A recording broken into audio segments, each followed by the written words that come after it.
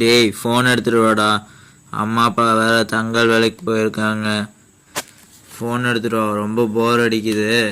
ஏதாவது video watch பார்க்கலாம். Phone எடுத்துட்டு வா. இறா வேணா எடுத்துட்டு வரேன்.